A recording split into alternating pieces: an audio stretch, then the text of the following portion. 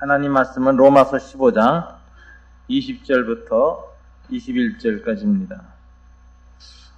오늘 본문은 짧은 20절부터 21절입니다만은 그 앞에 15절부터 제가 19절까지는 제가 먼저 혼자 읽고 여러분 20절부터 교독하도록 하겠습니다. 15절 제가 먼저 읽습니다. 그러나 내가 너희로 다시 생각나게 하려고 하나님께서 내게 주신 은혜로 말미암아 더욱 담대히 대략 너희에게 썼노니 이 은혜는 곧 나로 이방인을 위하여 그리스도 예수의 일꾼이 되어 하나님의 복음의 제사장 직분을 하게 하사 이방인을 제물로 드리는 것이 성령 안에서 거룩하게 되어 받으실 만하게 하려 하심이라. 그러므로 내가 그리스도 예수 안에서 하나님의 일에 대해서 자랑하는 것이 있거니와 그리스도께서 이방인들을 순종하게 하기 위하여 나를 통하여 역사하신 것 외에는 내가 감히 말하지 아니하노라. 그 일은 말과 행위로 표적과 기사의 능력으로 성령의 능력으로 이루어졌으며 그리하여 내가 예루살렘으로부터 두루 행하여 일루리곤까지 그리스도의 복음을 편만하게 전하였노라. 20절 다 읽습니다. 또 내가 그리스도의 이름을 부르는 곳에는 복음을 전하지 않기를 힘썼노니 이는 남의 터 위에 건축하지 아니하려 함이라. 기록된 바 주의 소식을 받지 못한 자들이 볼 것이요 듣지 못한 자들이 깨달으리라 한과 같으니라. 아멘. 다시 한번 기도하겠습니다. 하나님 아버지 감사합니다. 이 시간 저희들을 불러주시고 예배자로 세워주신 것 감사합니다.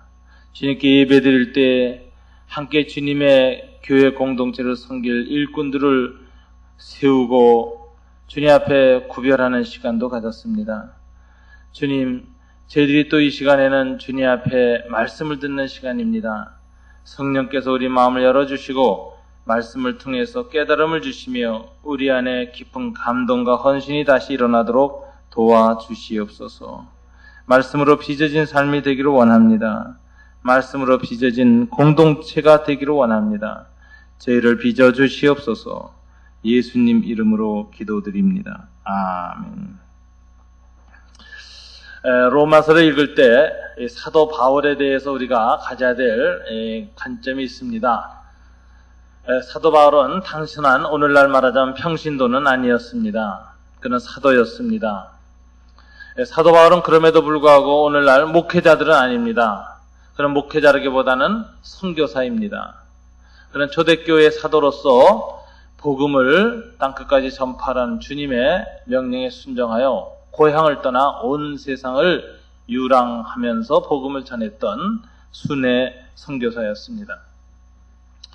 그래서 사도 바울의 로마서를 읽을 때는 선교사의 마음을 가지고 읽어야 로마서를 바로 알 수 있습니다.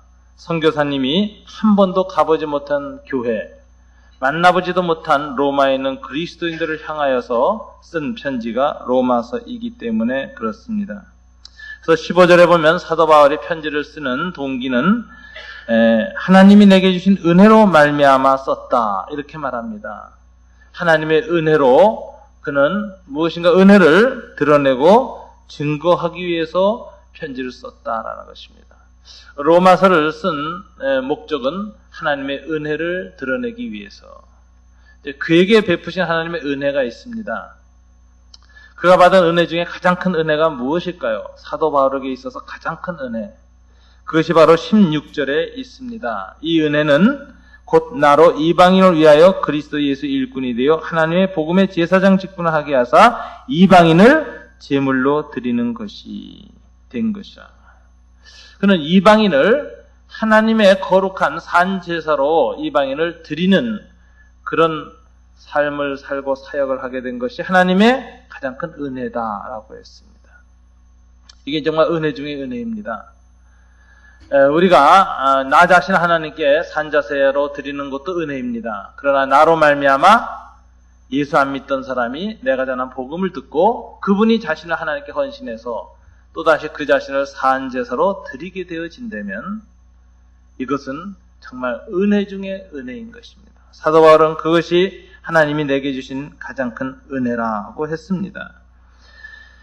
복음의 제사장 직분을 하게 했다라고 얘기했습니다. 저와 여러분이 예수를 믿으면서 복음의 제사장 직분을 감당하게 되어서 나로 말미암아 누군가가 예수님께 자기 자신을 새로 헌신한다면 그것은 가장 큰 은혜, 하나님이 주신 가장 놀라운 은혜라는 것입니다. 그런 이 은혜로운 일이 어떻게 이루어졌는가? 실제로 보면 자랑스럽다라고 얘기했습니다. 안 믿는 사람을 예수 믿게 만든 이 일은 나는 참 자랑스러운 일이다 라고 하면서 이것은 하나님의 일이다 라고 주장했는데, 그의 자랑 가운데 보면은 하나님이 어떻게 이 일을 하셨는가? 오늘 18절에 보면은 세 가지로 하셨다라고 얘기를 했습니다. 아마 지난주에 제가 이 설교를 했습니다만은 이방인을 순종케 하기 위하여 하나님이 행하신 일이 뭐냐? 사도 바울을 통해서 하신 일은 말과 행위와 능력으로 복음이 전파됐다라는 것입니다. 말과 행위와 능력으로. 지난주에 제가 이 세 부분을 좀 자세히 가정교회 상황에 맞춰서 적용을 했습니다만은 이 말이라는 건 입술로 복음 전하는 거고 행위라는 건 삶으로 복음을 전하는 겁니다. 그래서 말과 행동이 일치해야 복음이 제대로 전해집니다. 그러나 말과 행동만으로 복음이 전해지지 못하는 때가 있습니다.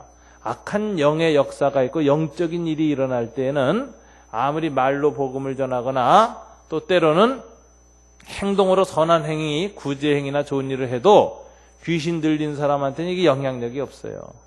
그래서 마지막에 행하는 것이 성령의 능력으로 복음을 전했다. 표적과 기사가 나타났다는 것이죠. 기도 응답이 나타나고 하나님의 권능이 나타나는 사역을 통해서 내가 복음을 전했다. 그래서 이 세 번째를 파워 이벤젤리즘, 능력 전도다 이렇게 보통 얘기를 합니다. 그래서 사도 바울은 이방인들을 하나님께 순복시키게 하기 위해서 하나님이 나한테 세 가지를 통해서 역사하셨다. 첫째는 입술로, 말로, 두 번째는 행동으로, 선한 행동으로, 세 번째는 능력으로. 기도하여 응답받는 그 능력을 가지고 그는 복음을 전했다. 이렇게 말하고 있습니다. 근데 19절에 보면 이 복음을 전한 그 정말 과정을 설명을 하는데, 그리하여 내가 예루살렘부터 두루 행하여 일루리곤까지 그리스도의 복음을 편만하게 전하였노라 라고 했습니다. 아마 지역적으로 그는 어떻게 전해? 예루살렘부터 일루리곤까지라고 했습니다. 예루살렘은 여러분 지중해 연안에서 보면은 지중해를 놓고 보면 동남쪽입니다. 동쪽에서 남쪽, 이렇게 남쪽, 동남쪽이죠. 근데 일루리곤은 지금 말하자면은 독일하고 이 마케도니아 쪽에 이 적경지대입니다. 그러니까 유럽 내륙인데 북서쪽입니다. 북서. 그러니까 동남 끝하고 북서 끝까지 그 당시 지중해 연안 문명을 이렇게 복음을 전했다 했는데, 바울의 복음 전파한 걸 보면 예루살렘, 안디옥, 그 다음에 소아시아, 터키 지역을 쭉 지나가지고 이제 그리스로 건너갑니다. 마케도니아 환상을 보고.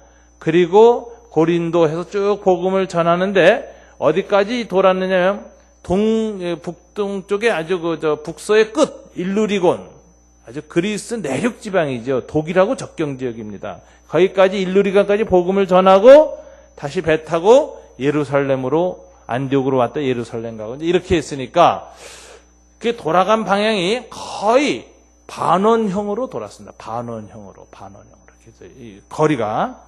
그래서 사도 바울이 그걸 뭐라고 얘기했냐면은 두루 행하여라고 표현을 썼어요. 내가 예루살렘으로부터 두루 행하여 일루리곤까지 했는데, 이 두루 행하여라는 단어가 순회해서 삥 돌아서 반원형으로 이런 뜻입니다.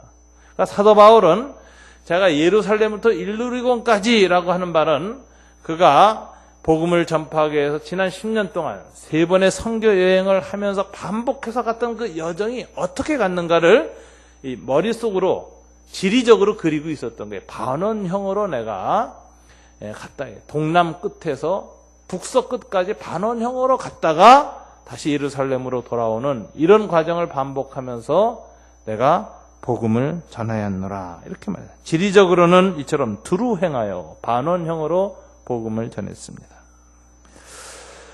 자세는 어떻게 전했느냐? 편만하게 전하였노라. 이렇게 말하고 있습니다. 편만하게.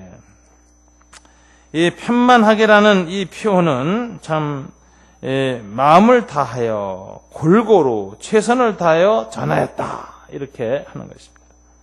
그러니까는 지역적으로는 반원형으로 돌면서 그 간 지역마다 마음을 다하여 최선을 다하여 꽉 차도록 내가 복음을 전파했노라 라고 했습니다. 그런데 이렇게 복음을 전파하면서 그의 선교의 전략은 무엇이었느냐? 어떤 전략을 가지고 이 전파했느냐 하는 걸 볼 수가 있는데, 그것은 교회를 개척하여 세우는 것이 사도 바울의 세계 선교 전략의 가장 중요한 방식이었습니다. 그래서 20절에 보면 남의 터에 교회를 세우려 하지 아니하노라, 건축하지 아니하노라, 이런 표현을 쓰고 있습니다. 교회 공동체를 세운다. 이것이 그의 세계 선교의 가장 중요한 전략이었습니다. 이 맥가브란이라는 유명한 선교학자는 그런 얘기를 했습니다. 선교는 결국은 무엇으로 열매를 맺어야 되느냐? 교회를 세우는 것, 하나님의 교회 공동체를 세우는 것으로 열매를 맺어야 된다. 우리가 개인적으로 누구를 개인 전도하고 개인적으로 양육하고, 그래서 그 사람이 또 전도해서 또 양육할 수 있도록 개인 재생산, 이거 복음 재생산이라고 그러는데, 개인적으로 복음 재생산하는 사역을 선교로 할 수 있습니다. 그러나 이건 한계가 있어요. 왜요? 본인이 병이 걸려서 죽거나 또는 내가 훈련시켜 놓은 제자가 무슨 일이 생기면 복음 재생산이 중단됩니다. 그래서 개인적 방식으로 복음을 전하는 건 한계가 있습니다. 그래서 이 복음을 전파하기 위해서 주님이 우리에게 주신 일이 무엇입니까? 교회를 세우는 것입니다. 주님께서도 제자들을 땅끝까지 가라고 명령을 하신 다음에 그냥 개인적으로 가게 하지 않고 먼저 예루살렘에 머물러라고 하셨고 성령의 권능을 받으라고 하셨는데, 성령이 강림하시니까 그 권능이 임하니까 나타난 첫 번째 현상은 교회 공동체의 탄생이었습니다. 성령의 능력으로 교회 공동체를 세움을 통해서 세계 선교를 감당해야 한다라는 하나님의 세계 선교의 전략이 나타난 것입니다. 사도들은 그래서 끊임없이 그들이 복음을 전파하는 곳에 전파하기 위해서 가면은 그곳에서 개인적으로 복음을 전파하고 복음 재생산하고 끝난 것이 아니라 뭐를 했습니까? 교회를 꼭 세웠습니다. 이걸 공동체적으로 복음을 재생산한다. 복음을 재생산하는 공동체를 건설한다는 거예요. 그러면 서로 한두 사람이 무슨 일이 생기거나 병이 들거나 해가지고 복음을 전파하는 일을 좀 중지하여도 교회가 계속해서 복음을 전파하는 사람들을 만들어내는 것입니다. 그곳에 성령이 임재하시고 하나님이 역사하셔서 공동체를 통해서 끊임없이 복음을 재생산하는 것, 이것이 사도 바울의 세계 선교의 전략이요, 그것이 바로 예수님의 세계 선교의 전략이요, 사도들이 겪었던 초대교회의 세계 선교의 전략이었습니다. 특별히 사도 바울은 이 교회를 개척할 때 어떻게 했느냐? 도시 중심으로 개척했습니다. 사도 바울의 사도행전의 이 세계 선교의 전략을 보면은 큰 도시, 그 지방에서 가장 큰 도시를 찾아갔습니다. 마케도니아로 건너가서도 어디로 갔습니까? 가장 큰 도시 마케도니아 수녀 빌립보에 가서 첫 교회를 개척합니다. 그는 가는 곳마다 도시로 갑니다. 도시에 가서도 어디에 교회를 개척하느냐 하면은 회당을 중심으로 해서 먼저 선교를 합니다. 유대인 회당들이 모여있는 도시와 촌락에 가서 복음을 전파하고 거기에서 교회를 세웁니다. 그래가지고 도시에서 세워진 교회들이 중심이 돼서 어떻게 합니까? 그 지역 지방으로 복음을 전파하는 중심이 되는 겁니다. 그래서 에베소에서 복음을 전파할 때 보면은 그가 두란노 서원을 에베소에 세우고 그곳에서 복음을 전파한 것이 2년 동안 그 지역 전체로 확산되도록 하는 이런 방식입니다. 그래서 이 플로에 있는 한 선교학자는 사도 바울의 이 세계 선교는 도시 선교였다, 도시 교회 개척이었다고 얘기하면서 도시를 뭐라고 말하냐면 The Bridge of God, 하나님의 다리라고 했어요. 우리로 말로 하면 징검다리입니다. 냇물을 건너갈 때 돌을 이렇게 띄워놓고 건너 띄어가죠. 징검다리. 그것처럼 그 당시에 주요 중심 도시에 교회를 세우고 그걸 거점으로 해서 지방으로 복음이 전파되는 전략을 세우면서 사도 바울은 유대인 회당에 있는 도시를 찾아서 징검다리 건너가듯이 건너뛰면서 계속 교회를 세워나가서 이 당시 주 1세기 세계복음화 사역을 전략적으로 이루어냈다라는 것입니다. 오늘날 이 세계선교의 문제점이 한 가지 있습니다. 이 세계선교를 감당하다 보면 오늘날 선교사님들이, 특별히 평신도 선교사님들이 요즘은 굉장히 많습니다. 왜냐하면 이슬람 지역 같은 데는 이제 목사로 들어갈 수가 없어요. 전부 다 비즈니스로 또는 다른 직업을 가진 전문인 선교사로 위장하고 그런 비자를 받아서 들어가지 않으면 그 나라 활동도 못합니다. 또 그런 나라 가서 복음이 이렇게 막혀있는 나라들에 가서는 교회 개척을 할 수가 없습니다. 물론 교회 개척을 하긴 하지만 그거는 보이지 않게 조용하게 은밀한 공동체로 만들어내지 한국처럼 공식적으로 이렇게 모여서 예배드리고 이렇게 할 수가 없습니다. 그래서 이 평신도 선교사들이 대부분 들어가서 이제 사역을 하는데 이제 문제점은 한 가지 있어요. 교회 개척이 허락이 되지 않아도 복음을 재생산할 수 있는 건물로서의 교회나 조직으로서 교회는 아니더라도 공동체로서의 교회는 계속 만들어야 합니다. 그래야 그 선교사님이 철수를 해도 그곳에서 남아있는 제자들이 공동체를 통해서 계속해서 복음을 전파하고 그들끼리 은밀히 지하로 모여서 예배드리고 이렇게 하면서 초대교회 카타콤에서 모였던 초대교회처럼 그렇게 힘을 얻어서 성령의 임재를 교회에서 체험하면서 계속 자기네 민족을 향한 복음 전파를 해야 되는데 오늘날 평신도 선교사님들이 선교지에 들어가면 대부분 교회 개척을 잘 못한다는 것입니다. 대부분 보면은 성경 공부는 잘합니다. 선교단체나 이런 훈련 통해서 교회에서 구역 예배 이런 식으로 했던 것들 이런 여러 가지를 통해서 성경 공부 잘합니다. 그리고 개인 제자 양육 훈련도 잘합니다. 제자 훈련 잘 받아서 잘합니다. 그런데 이분들이 못하는 게 있어요. 그룹을 만들고 대부분 끝나요. 이분들을 중심으로 해서 자그마한 지하 교회를 개척하는 일을 실패합니다. 왜 그럴까요? 대부분의 평신도들은 목회자들하고 달리 교회를 개척해본 경험을 모국에서 하지 못했기 때문에 그렇습니다. 이미 세워진 교회에서 구역장으로 혹은 제자 훈련가로서의 소그룹 사역은 열심히 했고 그것을 다시 번식시키는 경험은 했지만 그런 소그룹 사역을 통해서 교회까지 세우는 일을 경험하지 못했어요. 그 일은 대부분 어떻게 됐습니까? 목회자들한테 넘겨줘 버렸고 그리고 그 일을 못하는 평신도들이 됐습니다. 이분들이 선교사로 들어가니까 가서 하는 일도 똑같은 일만 반복하는 거예요. 소그룹을 만들고 제자 양육까지만 하지만 교회를 세우지 못합니다. 이게 지금 세계 선교에서 가장 큰 문제가 되어 있습니다. 로마 제국 당시에 지하에서 모였던 그리스도인들이 단순한 성경 공부나 또는 제자 영웅만으로 끝나지 않고 그들이 끊임없이 지하에 교회를 건설했다는 사실을 우리는 기억해야 할 것입니다. 회교권과 공산권 안에서도 끊임없이 모여서 복음이 전파되어지고 든든한 그리스도로 인격과 사역을 양육해내고 그리고 그들이 모여서 교회를 건설하도록 끊임없이 침투해야 되는데 이 능력을 오늘날 대부분의 평신도 출신의 선교사님들의 한계로 드러나고 있습니다. 그래서 아까도 말했지만 맥가브란이라고 하는 유명한 선교 신학자는 말하기를 재생산하는 기인이 재생산하는 공동체를 만들지 못할 때 선교는 중단된다고 말했습니다. 세계 선교는 재생산하는 공동체, 교회를 만들 때 가능하다는 것입니다. 사도 바울은 이런 방식으로 예루살렘으로부터 일루리곤까지 두루 행하여 편만하게 그리고 교회를 건축하는 방식을 통해서 교회 개척을 통해서 이렇게 세계 선교를 감당했습니다.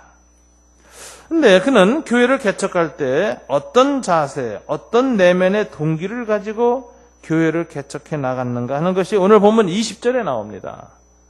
오늘 본문 20절은 굉장히 우리에게 도전적인 본문입니다. 선교사님들은 이 20절을 바울의 미셔너리 앰비션, 선교사적 명예가 드러나 있는 유명한 본문이다라고 강조하고 있습니다.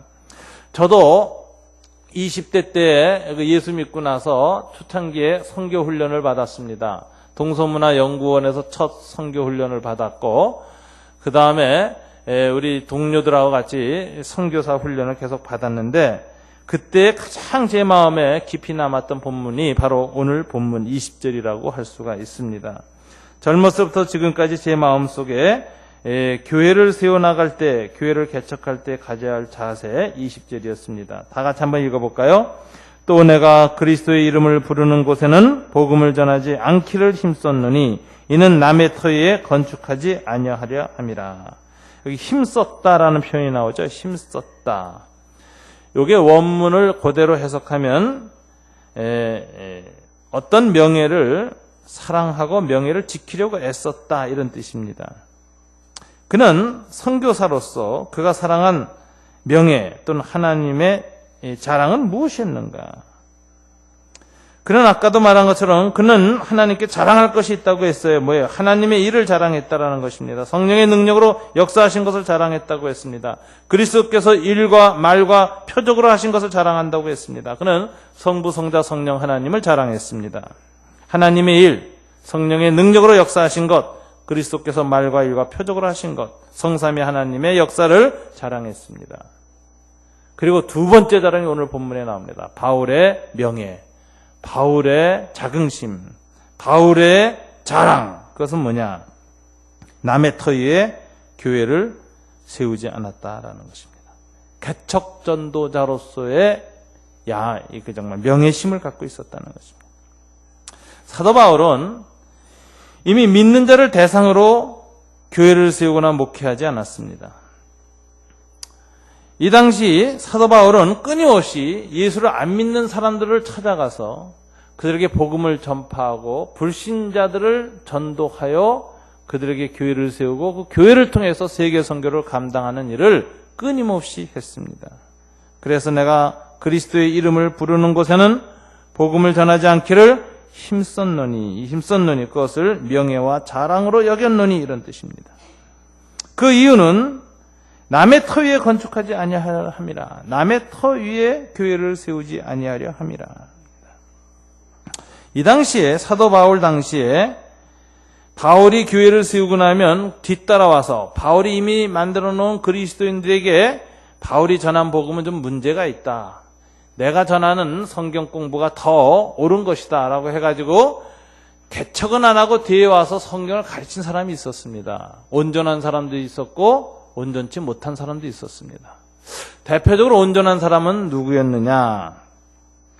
바울이 이제 복음을 전하면은 와서 참 이 성경을 가르쳐 교회를 든든히 하는 좋은 티처가 있었습니다. 그런 사람이 아볼로였습니다. 아볼로. 초대교회 바울의 동역자였으면서 훌륭한 성경 교사였습니다.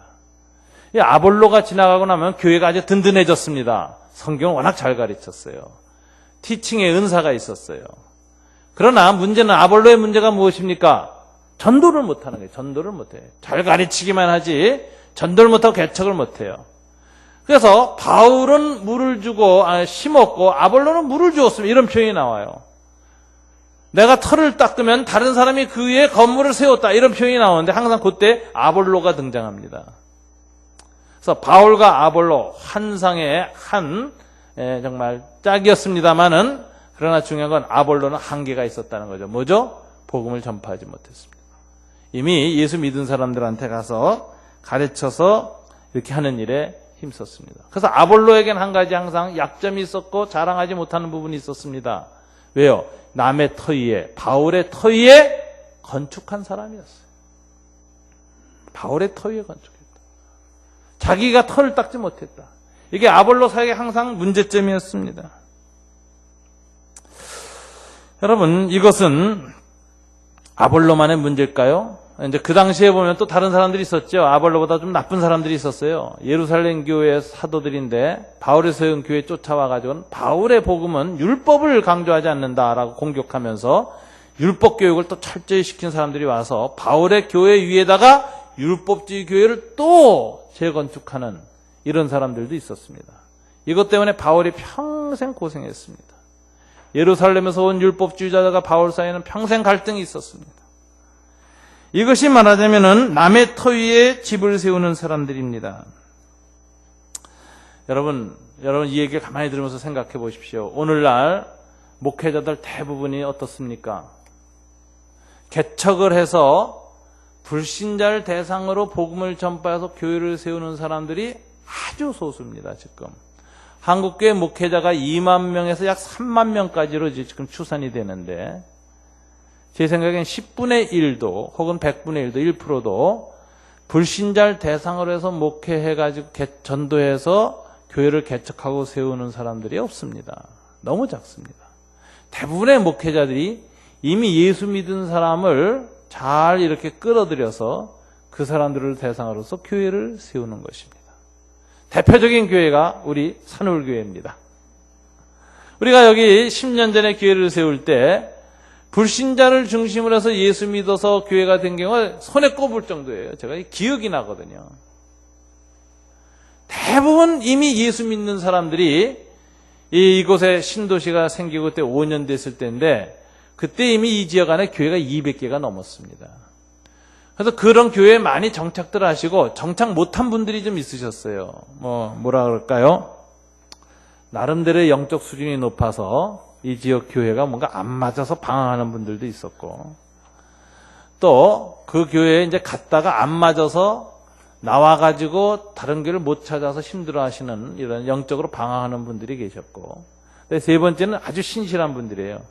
내가 3번에 이사 왔지만 내가 원래대로 본교회를 다니겠다 그래가지고 서울까지 2시간씩 걸려서 5년을 다녔는데 지친 겁니다.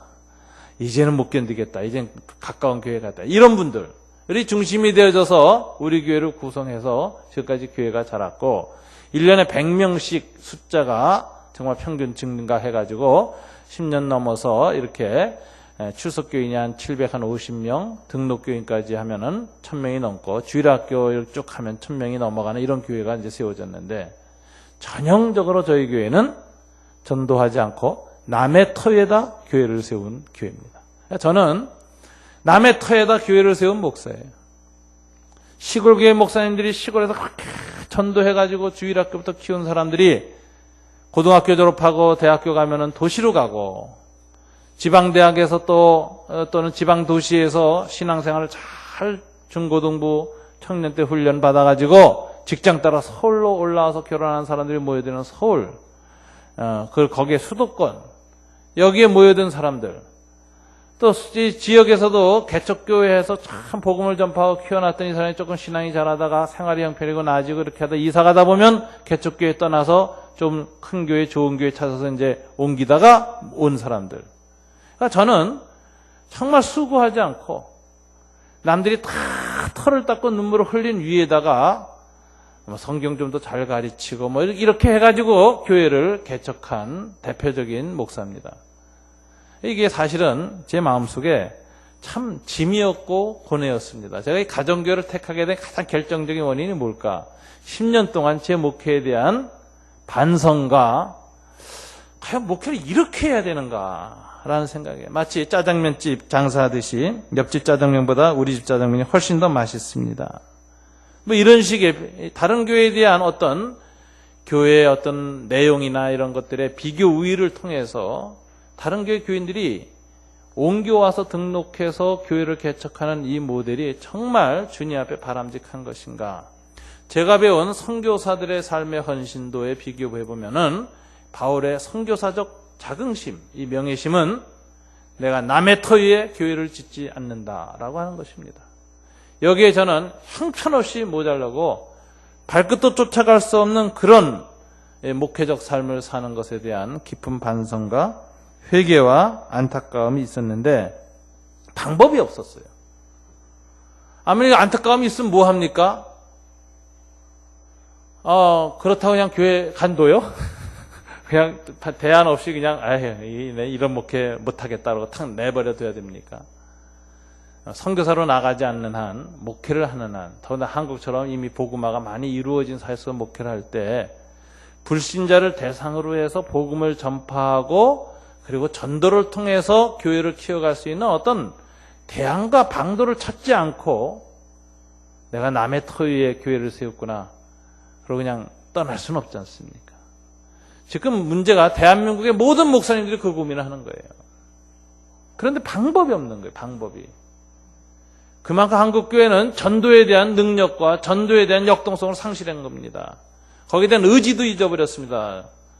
목회자들도 그런 부분에 대한 결연한 의지가 없고 결단을 못 내리고 있습니다. 그래서 계속 기존 교인을 잘 받아들여서 교회 키우는 모델로 가고 있습니다. 그렇게 해서 대형 교회가 되어지고 몇만 명 되는 교회가 되어지고 큰 사이즈와 큰 규모와 화려함을 자랑하지만 그 안에는 남의 터 위에 교회를 세우지 않겠다는 이 복음 전도자의 사도 바울 같은 이런 개척 전도에 대한 열망과 헌신이 결여된 것이 오늘 한국교회 대부분의 목회자들의 현실이고 중심입니다. 신학교의 신학생들도 내가 신학교를 졸업하면 빨리 복음을 전도해가지고 안 믿는 사람들을 대상으로 목회를 해서 그들이 예수 믿고 그리고 그들을 중심으로 힘이 들고 어려워도 차근차근히 해가지고 내가 정말 불신자들을 영혼 구원하는 목회를 하겠다. 이런 사람들이 너무 적고 대부분 마음속으로 큰 교회 모델을 생각합니다. 나도 신학교 졸업하고 사람들이 빨리 모을 수 있는 실력을 갖추거나 학식 또는 박사학위를 한다거나 큰 교회에서 목회했던 어떤 그런 크레딧을 얻어가지고 사람들이 많이 모이는 어느 지역에 딱 가가지고 기존 신자들이 이제 이학 집산하는 곳 대부분 것이 신도시입니다. 이런 곳에 딱 가가지고 간판을 내 걸어가지고 기존 교인들이 쉽게 막 들어와서 몰려가지고 단숨에 100명, 200명, 1000명을 해가지고 또 큰 건물 짓고 이렇게 해가지고 이 목회를 화려하고 눈에 띄게 하겠다. 이런 생각이 오늘날 신학생들의 마음속에 많이 있다는 것이 비극이고 문제인 겁니다. 이게. 이 도전의식이 없고 개척자 정신이 없다는 게 문제입니다. 저 자신의 문제였습니다. 근데 이 마음속의 갈등을 극복하게 해준 것이 저는 이 가정교회 목회입니다. 가정교회는 우리가 잘 아는 것처럼 기존 신자, 특별히 우리 지역 안에서의 다른 교회 다니던 지역 기존 신자는 받지 않는다라는 원칙을 갖습니다. 이제 기존 신자를 대상으로 목회하지 않겠다. 군포 지역에 20만의 인구가 있다면 4만 명 정도가 예수 믿는 사람, 20%를 넉넉하게 잡으면 4만 명 정도가 예수를 믿고 몇몇 명이 예수를 안 믿고 있어 16만 명이 예수님을 모릅니다. 16만 명을 대상으로 복음을 전파해서 전도하여 교회 공동체를 세우는 삶을 살아야 되겠다. 이것이 가정교회를 하게 될 때 저한테 가장 큰 동기부여였습니다. 그러면서 제 마음속으로 만일 이 방식으로 목회하는 일이 가능하다면 선교지가 아니고 현재 한국에서도 나는 선교적 목회를 할 수 있다는 생각이 들었어요. 선교사들이 갖고 있는 그 태도, 선교사들이 보인 그 헌신을 내가 목회에 담아서 목회를 통해서 풀어갈 수 있다. 이게 가능하다면 이것이 나의 최고의 목회자로서의 대안이다. 선교적 목회를 하자. 아볼로 같은 목회자가 되지 않고 바울 같은 목회자가 되자. 아볼로의 한계를 넘어가자. 이것이 저에게 있어서 가정교회를 접하면서 가졌던 도전이고 깨달음이고 희망이었습니다. 지금 3년 차가 들어갑니다. 희망이 보입니다. 저에게 점처럼 안 보이던 불신자들이 지금 우리 교회에 30명에서 매주 50명이 모이고 있습니다. 매주 가정교회를 통해서. 그리고 그분들이 계속해서 새로 교회를 등록하고 전도합니다. 예수 생판 안 믿던 사람들이 처음 예수를 믿고 들어오고 있습니다. 저는 마음속으로 우리 장로님들하고 앞으로 상의를 해야 되겠습니다만 지금 현재 외부에서 먼 도시에서 이제 이사 온 사람 3번시가 아닌 도시에서 이사 온 기존 신자는 받아들입니다. 근데 우리가 전도 재생산 능력이 좀 확보되어지면 저는 그것도 이제 문을 닫아야 된다고 생각해요. 우리 교회는 이제 완전히 불신자 전도하는 대로 이제 가자.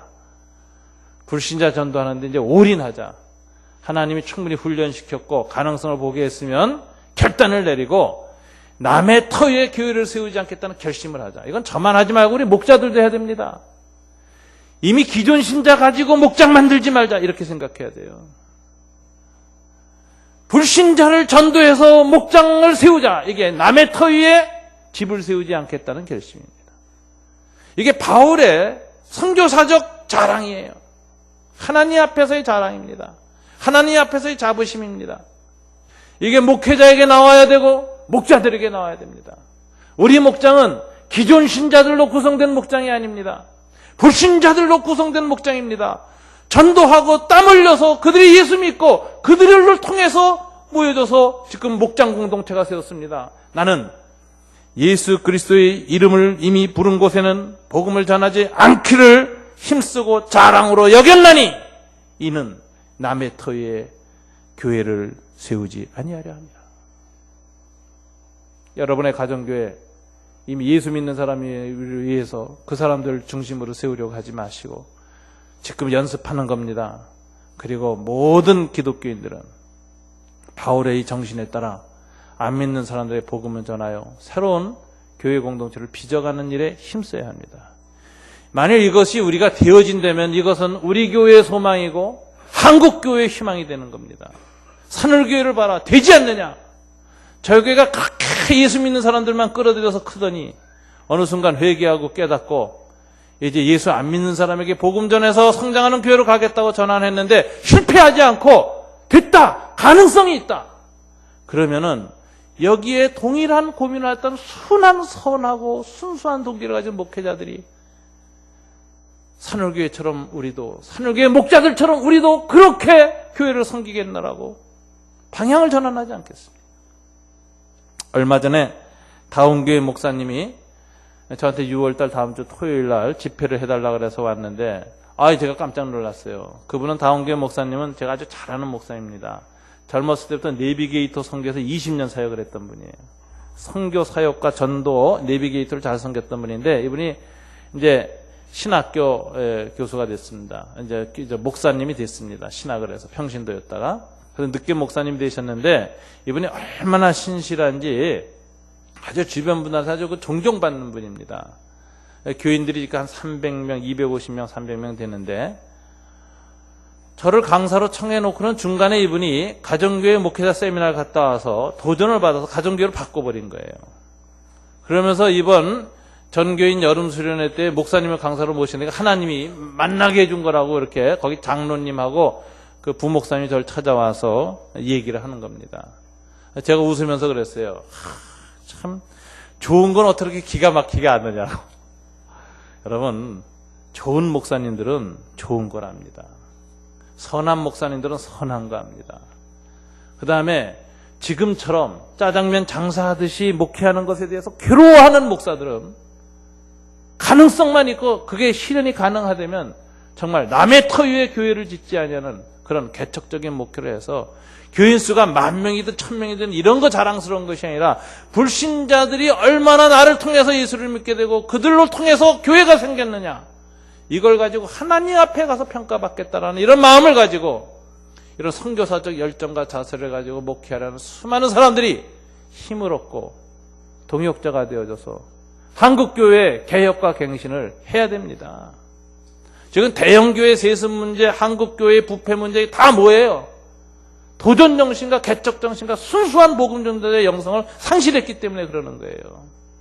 교회 장사꾼 되고 교회의 경영인으로 타락했기 때문에 목회자가 아니고 전도자가 아니기 때문에 그렇게 된 겁니다. 바울이면 괜찮아요. 아볼로까지도 그래도 괜찮아요. 순수하기만 하면. 그런데 바울과 아볼로는 항상 새신자를 대상으로 전도했고 새신자를 대상으로 해서 성경을 가르친 사람들입니다. 불신자 대상으로 사역한 사람들이에요.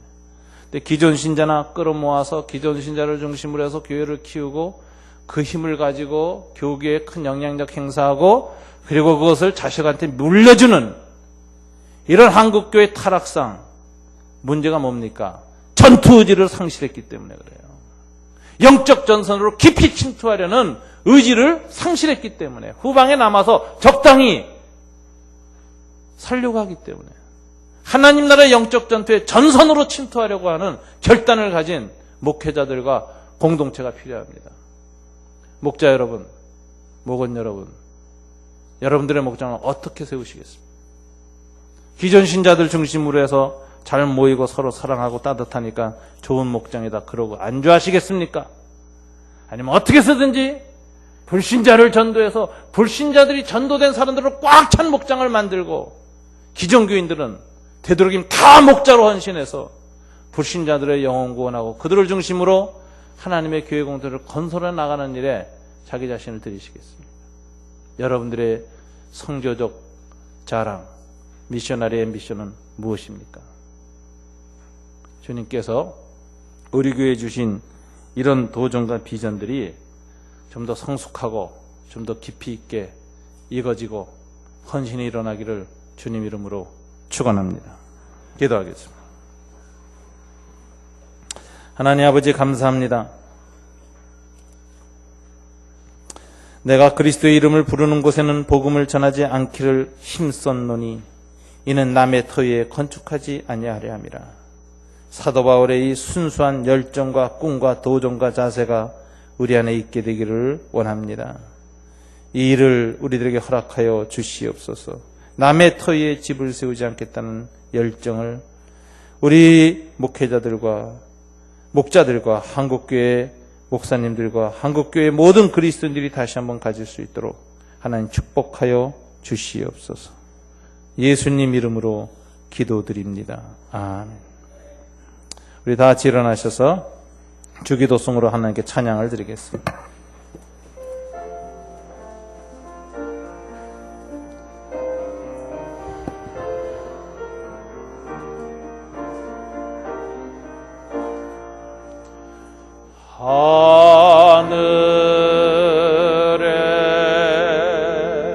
하늘에 계신 아버지 이름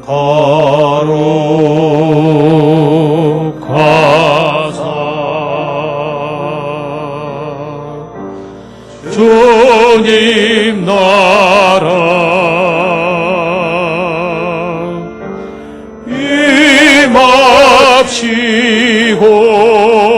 임합시고 뜻이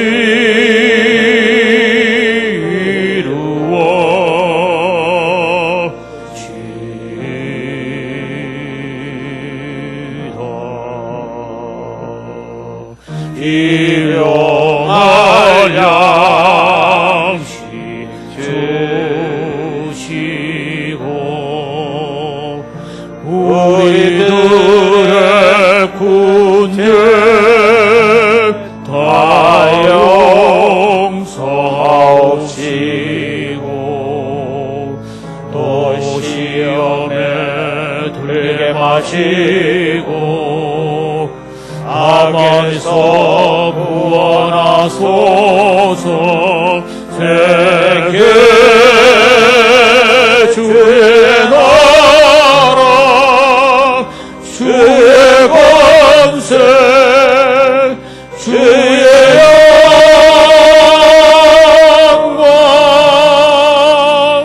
영광